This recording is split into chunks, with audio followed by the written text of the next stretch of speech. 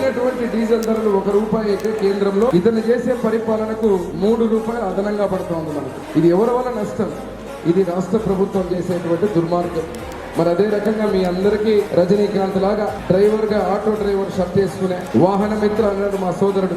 వాహన మిత్ర ఇచ్చినట్టే ఇచ్చి బయటికి రాగానే చాలా మంది మా భాషతో పాటు అందరూ కూడా చంద్రబాబు గారు అధికారంలోకి వస్తే పవన్ కళ్యాణ్ గారు మోడీ గారి నాయకత్వంలో ఇటువంటి వాహన మిత్ర మీకు ఫైన్లు పడనటువంటి వాహన మిత్ర బ్రహ్మాండంగా మీకు ఉపయోగపడేటువంటి దాన్ని ఖచ్చితంగా తీసుకుంటారు.